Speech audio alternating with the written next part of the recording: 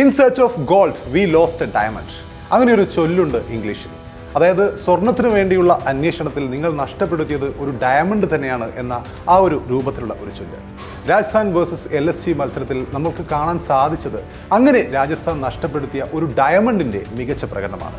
ആവേശ് ഖാന്റെ മികച്ച പ്രകടനമാണ്. ഡെത്ത് ഓവർ സ്പെഷ്യലിസ്റ്റ് എന്ന രൂപത്തിൽ ആവേശ് ഖാൻ അവസാന ഓവറിൽ 9 റൺസ് ആ ഒരു ഡിഫൻഡ് ചെയ്തപ്പോൾ, അദ്ദേഹത്തിന്റെ പന്തുകളിൽ ഡിഫൻഡ് ചെയ്തപ്പോൾ തീർച്ചയായും രാജസ്ഥാൻ റോയൽസിന്റെ അണിയറക്കാർ അല്ലെങ്കിൽ രാജസ്ഥാൻ റോയൽസിന്റെ ടീം മാനേജ്മെന്റ് ഓർക്കുന്നത് തങ്ങൾ നഷ്ടപ്പെടുത്തിയത് ഇങ്ങനെയൊരു ഡെത്ത് ഓവർ സ്പെഷ്യലിസ്റ്റ് ഡയമണ്ടിനെ തന്നെയായിരുന്നല്ലോ എന്ന് തന്നെയായിരിക്കും. കാരണം കഴിഞ്ഞ സീസണിൽ രാജസ്ഥാന്റെ ഏറ്റവും പ്രധാനപ്പെട്ട ബോളർമാരിൽ ഒരാളായിരുന്നു ആവേശ് ഖാൻ.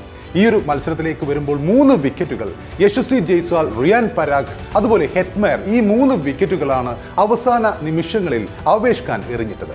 അപ്പോൾ തീർച്ചയായും ആവേശ് ഖാന്റെ ഈ ഒരു ബോളിംഗ് 3 വിക്കറ്റുകൾ നേടിയ പ്രകടനത്തിനൊപ്പം തന്നെ അവസാന ഓവറിൽ 9 റൺസ് ഡിഫെൻഡ് ചെയ്ത ഈ ഒരു പ്രകടനം, രാജസ്ഥാൻ നഷ്ടപ്പെടുത്തിയ ആ ഡയമണ്ടിന്റെ പ്രകടനം തീർച്ചയായും അവരെ തോൽവിയിലേക്ക് തള്ളി ഇടുകയായിരുന്നു എന്ന് തന്നെ പറയാം. അതിനുമുമ്പ് മറ്റൊരു കാര്യം കൂടി, രാജസ്ഥാൻ നഷ്ടപ്പെടുത്തിയത് ഈ ഡയമണ്ട് മാത്രമല്ല. രാജസ്ഥാൻ കഴിഞ്ഞ സീസണിന് ശേഷം നഷ്ടപ്പെടുത്തിയ ഒരുപാട് ഡയമണ്ടുകളുണ്ട്. ആ ഡയമണ്ടുകളൊക്കെയും സ്വർണത്തിന് വേണ്ടിയുള്ള സെർച്ചിനിടയിൽ രാജസ്ഥാൻ നഷ്ടപ്പെടുത്തിയ ആ ഡയമണ്ടുകളൊക്കെയും ഈ IPL സീസണിൽ മാരക ഫോമിൽ കളിച്ചുകൊണ്ടിരിക്കും.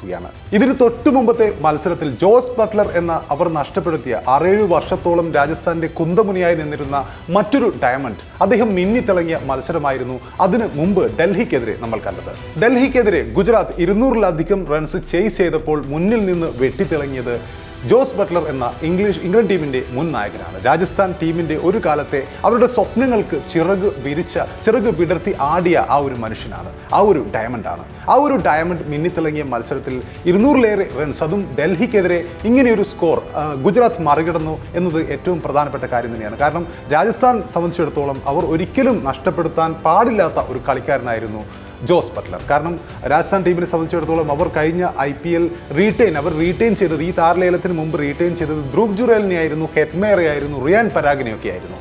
അപ്പോൾ ഇവരെ 3 പേരെയും അപേക്ഷിച്ച് നോക്കുകയാണെങ്കിൽ അവർക്ക് കൊടുത്ത 28 കോടി രൂപ, ഇവർ 3 പേരുടെയും കൂട്ടിയുള്ള 28 കോടി രൂപ നോക്കുമ്പോൾ തീർച്ചയായും ജോസ് ബട്ട്ലർ എന്ന താരത്തിന് അദ്ദേഹത്തെ നിലനിർത്തിയിരുന്നെങ്കിൽ അതിനേക്കാളും കൂടുതൽ ഇമ്പാക്റ്റ് ഉണ്ടാക്കുമായിരുന്നു എന്നുള്ളതാണ് ഏറ്റവും പ്രധാനപ്പെട്ട സത്യം. ജോസ് ബട്ട്ലർ ഇനിയും ഒരു 3-4 കൊല്ലത്തെ ക്രിക്കറ്റ് അവശേഷിക്കുന്നു എന്ന് തന്നെ വേണം കരുതാൻ. കാരണം അദ്ദേഹം ഇപ്പോഴും, അതിന് മുമ്പത്തെ മത്സരത്തിലും ഇതേപോലെ ജോസ് ബട്ട്ലർ തിളങ്ങിയെ നമ്മൾ കണ്ടിട്ടുണ്ട്. അദ്ദേഹത്തിനെ പോലെ അനുഭവസമ്പന്നനായ, ഏത് കളിയിലും, അതായത് ഏത് സിറ്റുവേഷനിലും സ്പിന്നർമാർക്കെതിരെ, അതായത് സ്ലോ ഓവറുകളിൽ അദ്ദേഹം സ്പിൻ റൊട്ടേറ്റ് ചെയ്ത് എടുക്കുന്നു. അദ്ദേഹത്തിൻ്റെ ഒരു ആംഗിളിൽ ബോൾ എത്തുകയാണെങ്കിൽ അത് സിക്സറിന് പറത്തുന്നു. ഒരു കളി മുന്നോട്ട് കൊണ്ടുപോകാൻ ഇവർ 3 പേരെക്കാളും ഒരുപാട് മുന്നിലാണ് ജോസ് ബട്ട്ലർ എന്ന് കാലങ്ങളായി നമുക്കറിയാം. അങ്ങനെയുള്ള ജോസ് ബട്ട്ലർ എന്ന ഡയമണ്ടിനെ രാജസ്ഥാൻ കഴിഞ്ഞ IPL താരലേലത്തിൽ നഷ്ടപ്പെടുത്തിയിരുന്നു. മറ്റൊരു ഡയമണ്ട് യശ്വേന്ദ്ര ചാഹൽ. നമുക്കറിയാം രാജസ്ഥാന്റെ 2 സീസണുകളിൽ നമുക്കറിയാം ഒരുപാട് കാലം RCBയുടെ താരമായിരുന്ന യശ്വേന്ദ്ര ചാഹൽ രാജസ്ഥാനിൽ എത്തിയപ്പോൾ സഞ്ജു സാംസന്റെ ക്യാപ്റ്റൻസിയിൽ മിന്നി തിളങ്ങിയത് നമ്മൾ കണ്ടിട്ടുണ്ട്. രാജസ്ഥാൻ ഫൈനലിൽ എത്തിയ സീസണിലടക്കം യശ്വേന്ദ്ര ചാഹൽ ഒരറ്റത്ത് നിന്നും സ്പിൻ ബോളിംഗ് ഡിപ്പാർട്ട്മെന്റ് കൈകാര്യം ചെയ്തത് നമ്മൾ കണ്ടിട്ടുണ്ട്. പക്ഷേ ഈ താരലേലത്തിന് മുമ്പായി അദ്ദേഹത്തെയും രാജസ്ഥാൻ കൈവിടുകയായിരുന്നു, മറ്റൊരു ഡയമണ്ടിനെ കൂടി കൈവിടുകയായിരുന്നു. അതേ യശ്വേന്ദ്ര ചഹൽ തന്നെയാണ് 111 റൺസ് നേടിയ കൊൽക്കത്ത, അത്രയും റൺസ് നേടിയ, അത്രയും ലോ സ്കോർ ആയ ഒരു മത്സരത്തിൽ പഞ്ചാബ് നേടിയ ആ ഒരു റൺസ് അത് ഡിഫെൻഡ് ചെയ്യാൻ, കൊൽക്കത്തയെ തകർക്കാൻ, എറിഞ്ഞിടാൻ മുന്നിൽ നിന്നത് ആ സമയത്ത് യശ്വേന്ദ്ര ചഹൽ എന്ന സ്പിൻ മാന്ത്രികനായിരുന്നു. അതുപോലെ RCBക്കെതിരെയും ചഹൽ മികച്ച രീതിയിൽ പന്തെറിയുന്നത് കഴിഞ്ഞ മത്സരങ്ങളിൽ നമ്മൾ കണ്ടിട്ടുണ്ട്. അതായത് രാജസ്ഥാൻ നഷ്ടപ്പെടുത്തിയ മറ്റൊരു diamond, in search of gold they lost another diamond എന്ന് തന്നെ പറയാം. അപ്പോൾ രാജസ്ഥാൻ നഷ്ടപ്പെടുത്തിയ ഡയമണ്ടുകൾ യശ്വേന്ദ്ര ചഹൽ, ജോസ് ബട്ട്ലർ, അതുപോലെ ആവേശ് ഖാൻ, ഇവരൊക്കെയും ഈ IPLൽ മിന്നി തിളങ്ങുന്നത് നമ്മൾ കണ്ടിട്ടുണ്ട്. മറ്റൊരു ഡയമണ്ട് നമുക്കറിയാം, മുംബൈ ഇന്ത്യൻസിന്റെ മുഖ്യ ബോളറായ ട്രെന്റ് ബോൾട്ടും കഴിഞ്ഞ സീസണിൽ രാജസ്ഥാന്റെ പ്രധാന ബോളറായിരുന്നു. ഇന്ന് മുംബൈക്ക് വേണ്ടിയും ആദ്യ ഓവറുകളിൽ വിക്കറ്റ് നേടിക്കൊണ്ട് അതേ ഫോം നിലനിർത്തിക്കൊണ്ടിരിക്കുകയാണ് ട്രെന്റ് ബോൾട്ട്. അപ്പോൾ രാജസ്ഥാനെ സംബന്ധിച്ചിടത്തോളം താരനിരകിൽ, അതായത് കഴിഞ്ഞ സീസണുകളിൽ സ്ഥിരം പ്ലേയിങ് ലെവലിലുണ്ടായിരുന്ന താരങ്ങളെയൊക്കെയും റീറ്റെയിൻ ചെയ്യാതെ അല്ലെങ്കിൽ താരലേലത്തിലേക്ക് വിട്ടുകൊടുത്തുകൊണ്ട് അവർ അവരുടെ ടീമിനെ അവർ തന്നെ ശുഷ്കമാക്കുകയായിരുന്നു എന്ന് നമുക്ക് കൃത്യമായും അവരുടെ ലൈനപ്പ് കാണുമ്പോൾ പറയാൻ സാധിക്കും. ഈ ഒരു മത്സരത്തിലേക്ക് വരുമ്പോൾ എടുത്തു പറയേണ്ട മറ്റൊരു താരം കൂടിയുണ്ട്, 13 വയസ്സുകാരനായ വൈഭവ് സൂര്യവംശി. അദ്ദേഹം താരലേലത്തിന് വരുമ്പോൾ 13 വയസ്സായിരുന്നു, ഇപ്പോൾ അദ്ദേഹം 14 വയസ്സിലേക്ക് കടന്നിട്ടുണ്ട്. ഈ അടുത്ത ദിവസങ്ങളാണ് അദ്ദേഹത്തിന് ബർത്ത്ഡേ ഉണ്ടായിരുന്നത്. അപ്പോൾ വൈഭവ് സൂര്യവംശി 13-14 വയസ്സ് പ്രായമുള്ള താരം നമ്മുടെ 13-14 വയസ്സിൽ നമുക്കറിയാം നമ്മൾ 8ാം ക്ലാസ്സിലോ അല്ലെങ്കിൽ 9ാം ക്ലാസ്സിലോ ഒക്കെ പഠിക്കുകയായിരിക്കും. ആ സമയത്ത് നമ്മുടെ നാട്ടിൻ പുറത്ത് ഒരു പക്ഷേ നമ്മളിങ്ങനെ ക്രിക്കറ്റ് കാണുന്നുണ്ടാവും, അല്ലെങ്കിൽ നമ്മൾ ഫോണിൽ ഏതെങ്കിലും ഗെയിം കളിക്കുന്നുണ്ടാവും. അല്ലെങ്കിൽ നമ്മുടെ ജീവിതം എന്ന് പറയുമ്പോൾ 13-14 വയസ്സുള്ള ഒരു ചെറുപ്പക്കാരൻ്റെ ജീവിതം എന്ന് പറയുമ്പോൾ വളരെ ചെറിയൊരു സർക്കിളിലായിരിക്കും. പക്ഷേ വൈഭവ് സൂര്യവംശി എന്ന താരം ഇന്ന് ലോകത്തിന് മുന്നിൽ ക്രിക്കറ്റ് കളിക്കുകയാണ്. IPL ലോകത്തിലെ ഏറ്റവും മികച്ച ക്രിക്കറ്റ് ലീഗിൽ അദ്ദേഹം അടരാടുകയാണ് എന്ന് തന്നെ പറയാം. ഈ ഒരു മത്സരത്തിലേക്ക് വരുമ്പോൾ കഴിഞ്ഞ മത്സരങ്ങളിലൊന്നും അദ്ദേഹത്തിന് അവസരം ലഭിച്ചിരുന്നില്ല.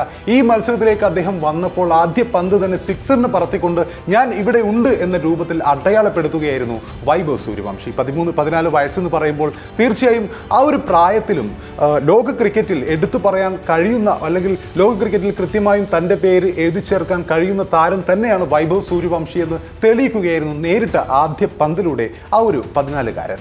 ഈ മത്സരത്തിൽ 3 പടുകൂറ്റൻ സിക്സറുകളാണ് അദ്ദേഹം നേടിയിട്ടുള്ളത്. ആദ്യ പന്തിൽ നമുക്കറിയാം ഷർദുൽ താക്കൂറിനെ സിക്സറിന് പറത്തിക്കൊണ്ടാണ് ഇടങ്കയ്യനായ വൈഭവ് സൂര്യവംശി തുടങ്ങിയത്.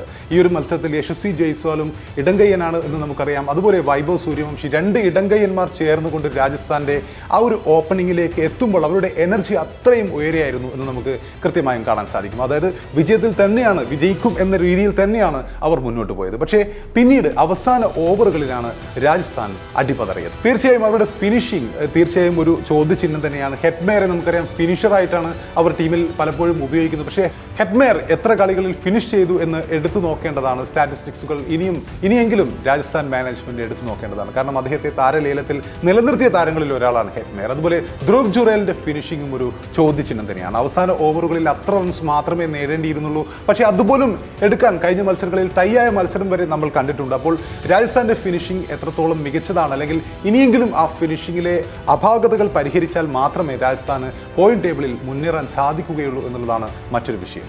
എടുത്തു പറയേണ്ട മറ്റു ചില കാര്യങ്ങൾ കൂടിയുണ്ട്. ഋഷഭ് പന്തിന്റെ ഫോമൗട്ട് തുടരുകയാണ്. 108 പന്തുകളിൽ 106 റൺസ് മാത്രമാണ് ഈ IPL അദ്ദേഹത്തിന് ആകെ നേടാൻ കഴിഞ്ഞത്. അദ്ദേഹത്തിന്റെ ഫ്ലോപ്പ് ഷോ തുടരുകയാണ്. അപ്പോൾ തീർച്ചയായും ഗോയങ്ക ഇനിയെങ്കിലും ആ കാര്യത്തിലും ഇടപെടുമെന്ന് തന്നെയാണ് ആരാധകർ പ്രതീക്ഷിക്കുന്നത്. കാരണം ഗോയങ്ക കഴിഞ്ഞ സീസണിൽ രാഹുൽ ഫോമൗട്ട് ആയപ്പോൾ ഗ്രൗണ്ടിൽ ഇറങ്ങിക്കൊണ്ട് അദ്ദേഹത്തെ ശകാരിച്ചത് നമ്മൾ കണ്ടിട്ടുണ്ട്.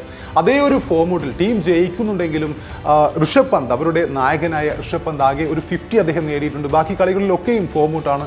106 പന്തുകളിൽ 108 എന്ന് പറയുമ്പോൾ തീർച്ചയായും ഇപ്പോഴത്തെ ഈ ഒരു സാഹചര്യത്തിൽ ഒരു T20 സ്കോറിന്, അല്ലെങ്കിൽ T20 ഇന്നിങ്സിന് ഒരിക്കലും ചേരാത്ത ഒരു സ്റ്റാറ്റിസ്റ്റിക്സ് തന്നെയാണ്. ടെസ്റ്റിൽ പോലും ഇതിലും വേഗത്തിലാണ് ആളുകൾ റൺസ് വാരിക്കൂട്ടുന്നത്. അപ്പോൾ ഋഷഭ് പന്തിന്റെ ഫോമൗട്ട് ഒരു വലിയ കൺസേൺ തന്നെയാണ് ലക്നൌവിന്.